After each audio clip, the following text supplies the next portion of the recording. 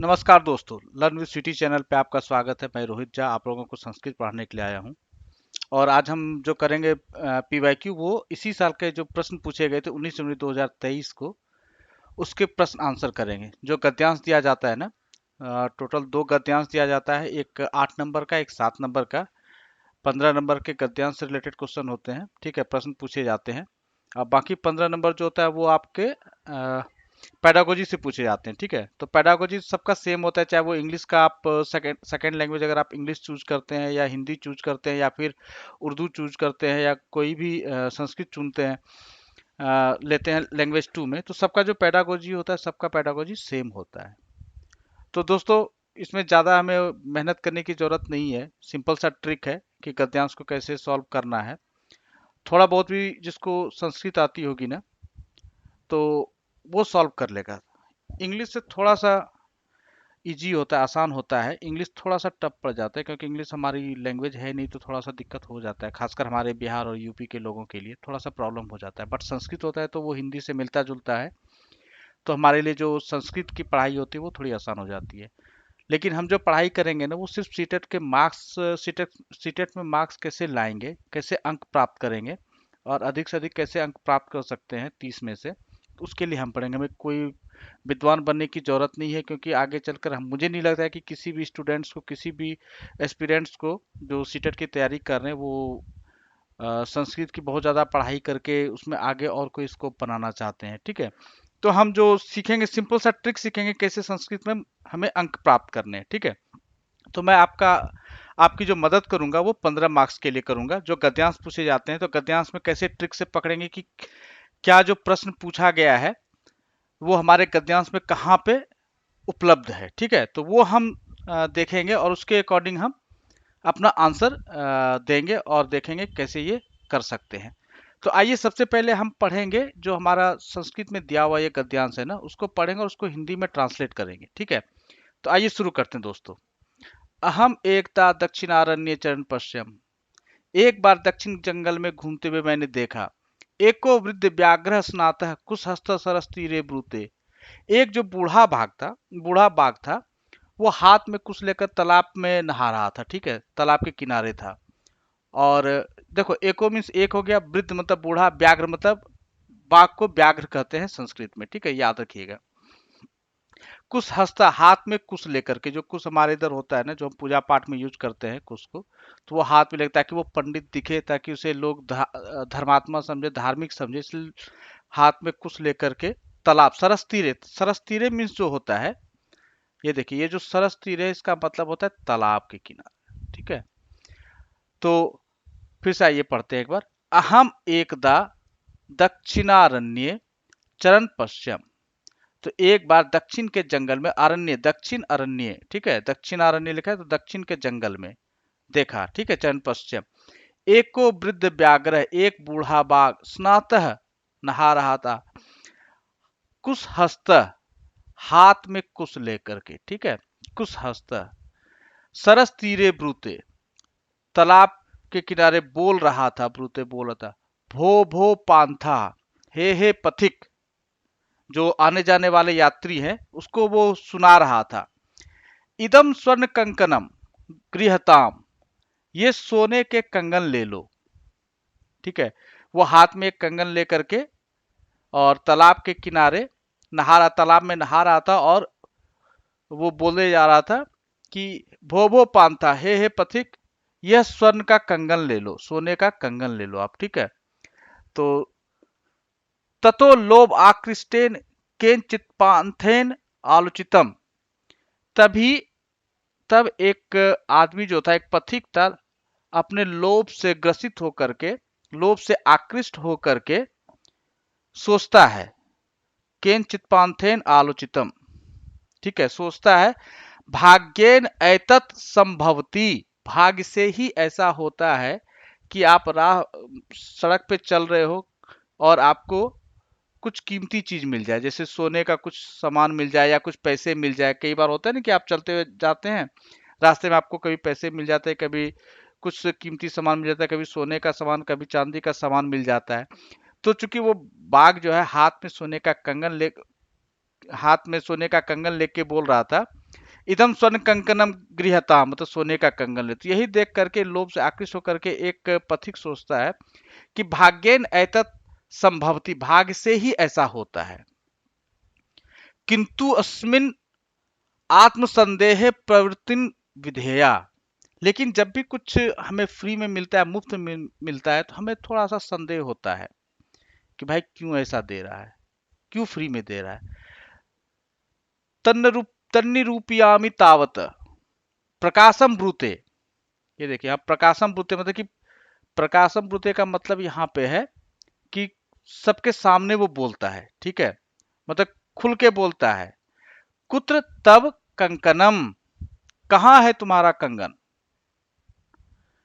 व्याघ्रो हस्तम प्रसार्य दर्शयति, जो बाघ था, व्याघ्रो मीन्स बाघ, हस्तम प्रसार्य हाथ को फैला करके, दर्शयति कहता है, दिखाता है, ठीक है, हाथ को फैला करके दिखाता है कि ये देखो, ये है हमारे पास सोने का कंगन।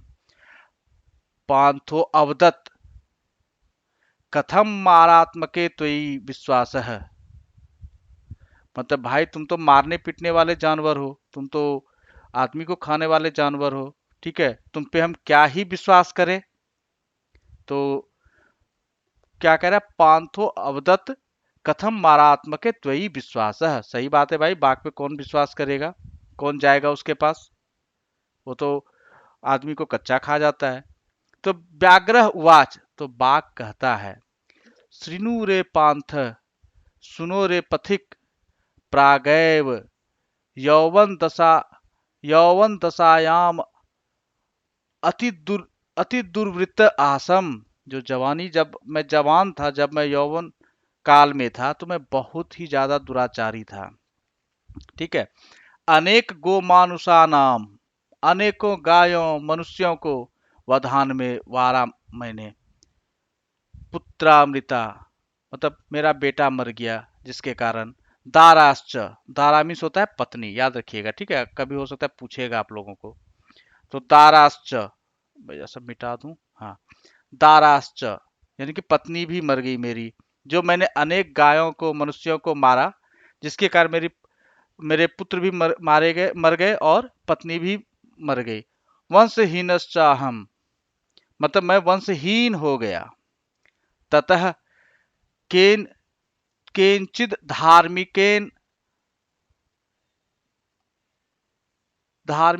अहम दृष्टः, तब मुझे एक धार्मिक व्यक्ति ने कहा, दान धर्मादिकम चरतु भवान, दान धर्म करना चाहिए तुम्हें, ठीक है। तद उपदेश तद उपदेशादि इदानी महम स्नानशीलो दाता, तभी मैं उसके आदेश के, उसके उपदेश के अनुसार फिर मैंने ये नहा सुना करके ये दान करने के लिए मैं आया हूं, ठीक है। वृद्धो गलित नख दंतो न कथम विश्वास भूमि, मतलब बूढ़ा हूं मैं, ठीक है, मेरे नाखून गल गए हैं, मेरे दांत टूट गए हैं, तो अगर मेरा विश्वास नहीं होगा तो किस पर विश्वास करोगे भाई। तदत्र सरसि स्नात्वा स्वर्ण कंकनम गृहान, तुम्हें तभी मैं ये नहा सुना करके स्वर्ण कंगन दे रहा हूं, कहने का मतलब ये था। तद अत्र सरसि स्नात्वा स्वर्ण कंकनम गृहान, तुम्हें भी आकर के नहा सुना करके ये आपको सोने का कंगन लेना चाहिए। पहले क्या होता था कि जो भी दान धर्म के काम होते थे ना, वो मोस्टली तालाब के किनारे या नदी किनारे, जैसे हमारे वहां पे गंगा नदी, तो गंगा नदी के किनारे ही किया जाता था धार्मिक कार्य। तो उस समय जो होता था कि धार्मिक कार्य जो भी होते हैं, जितने भी धार्मिक कार्य होते हैं ना, धर्म के काम होते हैं ना, वो किसी पवित्र नदी के किनारे ही किए जाते हैं, ठीक है। तो ततो यावत सौ तद्वचः प्रतीतो लोभाश्रह स्नातुम प्रविशति, तब वो जो था पथिक जो था, वो लालच से ग्रसित हो करके वो नहाने के लिए तालाब में गया। तावन महापंके निमग्रह, वहां जो था, पंके मीन्स होता है कीचड़, महा मतलब बहुत ज्यादा, ठीक है। तावन महापंके निमग्रह पलि पलायतु पलायतुम अक्षमः, मतलब ऐसा कीचड़ में फंसा कि वो भागने में अक्षम हो गया, मतलब भागने के लायक नहीं रहा। पलायतुम अक्षमः। पंके पतितम दृष्टा व्याघ्रो वदत। जब वो यात्री जो पथिक था, वो जब फंस गया उसमें कीचड़ में, तो उसको देख करके व्याघ कहता है, जो व्याघ्र था, वो बाघ जो था, बाघ कहता है, आह महापंके पतितो असी, तुम तो भाई कीचड़ में फंस गए, बहुत ज्यादा कीचड़ में फंस गए हो। अतः त्वाम अहम उत्थापयामि, तुम्हें मैं बचाने के लिए आता हूं। इत्युक्त्वा शनैः शनैः उपगम्य। ये देखिए यहाँ पे जो शनैः शनैः है, धीरे धीरे, यानी कि धीरे धीरे, शनैः शनैः उपगम्य, तेन व्याघ्रेण घृतः, उसके पास आता है बाघ। ठीक है, तो ये कहानी बेसिकली एक लालची पथिक का था, जो कि सोने के कंगन के कारण वो जो बाघ था, बाघ के जाल में फंस जाता है। चूंकि बाघ बूढ़ा हो गया था, वो किसी का पीछा नहीं कर पा रहा था, तो उसके दांत टूट गए थे, नाखून गल गए थे, तो वो किसी ऐसे लालची लोगों को फंसाना चाहता था, जो कि वो किसी तरह कीचड़ में फंस जाए, उसको वो मार करके खा जाए। तो ये कहानी का आसार था। टोटल जो संक्षेप में कहानी को बताया, तो ये कहानी का कहने का रीजन ये था। ठीक है, तो आइए अब हम लोग क्वेश्चन आंसर करते हैं। ठीक है, तो सबसे पहला क्वेश्चन है, वृद्ध व्याघ्र कुत्र आसीत, मतलब बूढ़ा बाघ जो था वो कहाँ रहता था। तो ये देखिए मैंने आपको बताया सरस तीरे। ठीक है, तो सबसे पहले एक एक करके देखते हैं कहाँ पे इसका आंसर है। सीधा आप देख सकते हैं, एको वृद्ध व्याघ्र स्नातक कुछ हस्त सरस तीरे ब्रूते। तो जो बूढ़ा बाघ था वो तालाब के किनारे बोले जा रहा था, भो वो पांता एकदम स्वर्ण कंकनम गृहताम, कि आओ और ये सोने का कंगन ले लो। तो वने तो होगा नहीं, नदी तीरे होगा नहीं, सीधा लिखा था तालाब के किनारे। तो तालाब के किनारे का संस्कृत क्या होगा, तडागस्य तीरे। ठीक है, मार्ग मध्य था नहीं, तो ये आपका तीनों कट जाता है। सही आंसर क्या होगा, तडागस्य तीरे।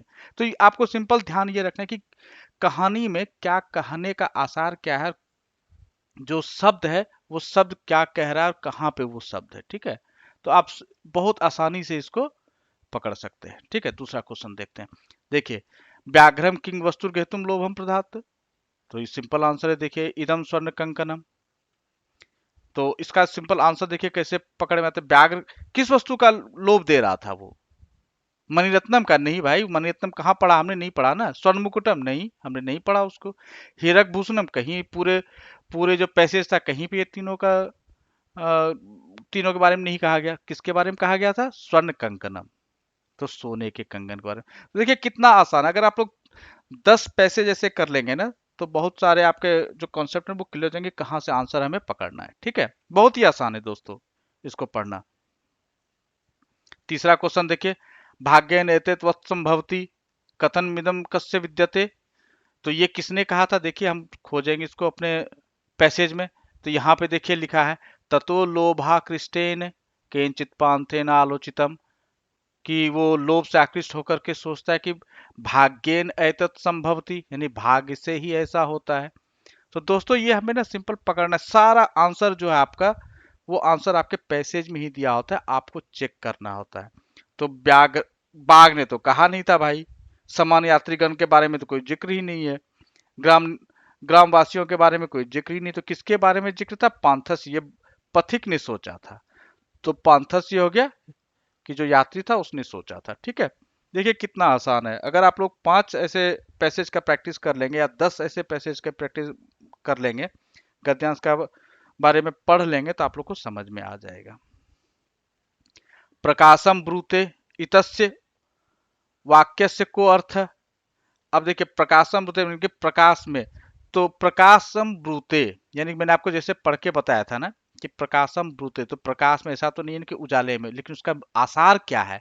उजाले में अगर उसने बोला तो उसका आसार यह है कि सबके समक्ष बोला, उसने खुलकर बोला था, और सबके समक्ष बोला था, कुत्र तब कंकनम। तो प्रकाशम पुते का मतलब, क्योंकि वो सबके सामने चिल्लाकर जोर से पूछा था उसने कि कुत्र तब कंकनम। तो यहाँ पे प्रकाशम ब्रूते का मीनिंग देखते हैं क्या है, तो नीचे से चेक, रात्रि व्यतीयाय कथयति, नहीं भाई, वो प्रकाशम ब्रूते का मतलब ये थोड़ी सा कि रात में बोलेगा, नहीं। प्रकाश नामान नामानम जन्म कथयति, नहीं, ऐसा भी नहीं कहा था उसने। आत्मनः मनसि चिंत्यति, अपने मन में तो उसने कदापि नहीं कहा था, उसने तो खुलकर बोला था, तो ये भी नहीं होगा। तो सर्व जनेभ्य समक्षम कथ, यानी सब लोगों के सामने कहा था उसने, खुलकर चिल्ला करके बोला था उसने, जो भी था सबको सुना करके बोला था उसने। ठीक है, तो उसका आंसर ये है। तो आपको इसका आसार समझना है कि कहना क्या चाहता है ये वर्ड। ठीक है, देखिए अगला क्वेश्चन क्या है। गलित नख दंतः अयम शब्द कस्य विशेषणम भवति। गलित नख दंतः जो था वो किसके बारे में ये विशेषण था, तो आइए पढ़ते हैं। कहीं पे लिखा हुआ अभी हमने देखा था, तत् उपदेशादि इदानीमहम स्नानशीलो दाता वृद्धो गलित नख दंतो, जो बूढ़ा बाघ था वो अपने बारे में बोल रहा था। ठीक है, तो गलित नख दंतो, तो जैसा यहाँ पे देखा बूढ़ा बाघ जब बोल रहा था अपने बारे में, तो ये व्याघ्रस्य ही हो जाएगा, यानी कि बूढ़ा बाघ था। पथिक ने तो नहीं बोला था। धर्मोपदेष्टु जो धर्म का जो ज्ञान दे रहा था, जिसने धर्म के बारे में बताया, उसने भी तो नहीं बोला था। लोभ से आकर्षित लोगों ने भी नहीं बोला था। ठीक है, तो हमारा सही आंसर क्या हो जाएगा, व्याघ्रस्य। त्वयि शब्द का विभक्ति विद्यते, जो त्वयि शब्द है इसकी विभक्ति क्या है। अब देखिए यहाँ पे ये प्रश्न जो है वो आपके ग्रामर से पूछ दिया है। तो दोस्तों मैं आपको कहूंगा कि देखिए ग्रामर से केवल 2 प्रश्न पूछे जाते हैं। तो अगर आपने ग्रामर पढ़ा है तो बहुत अच्छा है, लेकिन अगर ग्रामर नहीं पढ़ा है तो मैं आपको कहूंगा कि देखिए केवल 2.5 से 3 महीने आपके पास है, तो 5-5 सब्जेक्ट आपको कंप्लीट करने, तो मुझे नहीं लगता है कि ग्रामर पढ़ना उतना जरूरी होगा। कि उसके बदले अगर आप पेडागोजी पढ़ लेंगे तो वो आपके हर एक सब्जेक्ट में काम आएगा। तो फिर भी चूंकि ये बहुत ही प्रारंभिक ग्रामर है, मतलब हमने बचपन में पढ़ा था, मुझे लगता है मैंने 6ठे क्लास में पढ़ा था ये, कि त्वयी शब्द का विभक्ति क्या है। तो त्वम युवाम यूयम करके हम लोगों ने पढ़ा था। मैं आपको पहले विभक्ति दिखाता हूँ, मैंने इसको पेस्ट कर दिया था। तो ये देखिए विभक्ति जो होती है वो आपका तीनों वचन में, आपको एक वचन, दो वचन और बहुवचन, ठीक है, तीनों का पढ़ के बता। तो इसमें आपको चेक करना, जैसे त्वम युवाम यूयम, त्वाम युवाम युष्मान। तो इसी तरह पढ़िए, देखिए सबसे लास्ट में जो सप्तमी विभक्ति, सात ही विभक्ति होती है, सप्तमी विभक्ति है त्वयी युवयो युष्मासु। यानी कि एक वचन अगर सप्तमी विभक्ति होती तो त्वयी होता, द्विवचन होता तो युवयो होता, और बहुवचन होता तो युष्मासु होता। तो अब आप बताइए इसका आंसर क्या होना चाहिए। त्वयी कहां पर है भाइयों, ये हमारा सप्तमी है, और कहां से सप्तमी का कौन सा है, एक वचन है। ठीक है, तो त्वयी शब्द जो था इसकी विभक्ति हमारी होती है सप्तमी। तब आप बताइए इसका आंसर क्या, तृतीया होगा या होगा नहीं, नहीं होगा, क्योंकि हमने वहां पढ़ा सप्तमी था। पंचमी होगा, नहीं भाई नहीं होगा वो पंचमी। ठीक है, षष्ठी होगा, षष्ठी भी नहीं होगा, तो हमने पढ़ा था सप्तमी का एक वचन है। ठीक है, अगला क्वेश्चन देखते हैं। उपगम्य शब्द से को अर्थ है, उपगम्य शब्द का क्या अर्थ है। तो देखिए हमने अभी तुरंत पढ़ा था ना, कहाँ पे पढ़ा था इसको, हाँ, जब वो पथिक जाल में फंस गया था बूढ़े बाघ के, और ये कीचड़ में फंस गया था, निकल के भाग नहीं पा रहा था, तब क्या उसने कहा था, सनह सनह उपगम्य। यहाँ देखिए उपगम्य यानी कि धीरे धीरे उसके पास गया था। तेन व्याघ्रेन घृतः, यानी कि धीरे धीरे उसके पास बूढ़ा बाघ गया था। ठीक है, तो उपगम्य शब्द का मतलब यहाँ पे सिंपल जैसे निकल रहा है, क्या होगा, समीपम गत्वा, उसके पास गया था, नजदीक, समीप मतलब नजदीक गया था। बहिर्गत्वा नहीं होगा क्योंकि तो बाहर जा रहा है भाई, लेकिन यहाँ तो बूढ़ा बाघ जो था वो उसके पास गया था, नजदीक गया था। दूरम गत्वा नहीं, दूरम गत्वा कैसे हो जाएगा जबकि नजदीक गया था। अर्थम गत्वा नहीं भाई, सिंपल सी बात है कि वो धीरे धीरे उसके पास गया था। ठीक है, तो बहुत आसान है दोस्तों, अगर आप पढ़ेंगे उसको ना तो समझ में आ जाएगा कहानी क्या कहना चाहता है, क्या अर्थ उसका निकल रहा है। अब देखिए ये फिर से आपका व्याकरण का आ गया। तो कुछ हस्त इत्यत्र कह समास है, तो समास आपने हिंदी में भी पढ़ा होगा, कि जैसे कौन सा समास है, तत्पुरुष है, व्ययभाव है, कर्मधारा है, बहुव्रीहि है, द्वंद्व है, द्विगु है। लगभग हिंदी और संस्कृत का जो समास होता है ना, उसका एक ही लगभग 95% लगभग एक ही होता है। तो कुछ हस्त का मीनिंग क्या है, सबसे पहले आप उसका मीनिंग निकालिए। जिसके हाथ में कुश हो, तो जिसके हाथ में कुश हो तो वो क्या होगा, बहुव्रीहि। जैसे कि हमने पढ़ा था ना कि पीला हो जिसका अंबर पीतांबर। तो जैसे बहुव्रीहि उसी तरह जिसके हाथ में कुश हो वो हो गया कुशहस्त। तो अगर आप उसको तोड़ेंगे तो उससे आपको आंसर मिल जाएगा। बहुत ही आसान है। तो बहुव्रीहि, द्वंद तो होगा नहीं, द्वंद में तो दोनों पदों की समान वो प्रधानता होती है, वो तो होगा ही नहीं। ठीक है। कर्मधारय भी लगभग इससे मिला, लेकिन कर्मधारय तत्पुरुष दे दिया है तो इसलिए ये नहीं होगा। अव्ययी भाव भी नहीं होगा। ठीक है। तो सही आंसर जो होगा वो होगा हमारा बहुव्रीहि। तो दोस्तों कैसा लगा आपको आज का क्लास, आप जरूर बताएंगे। तो अगर आपको अच्छा लगा हो क्लास तो फिर मैं अगला जो गद्यांश है वो भी लेकर के आऊँगा। ठीक है, बाकी जो पेडागोजी वो आपको स्वीटी मैम पढ़ाएंगे। तो बहुत बहुत धन्यवाद दोस्तों, thank you very much, good night.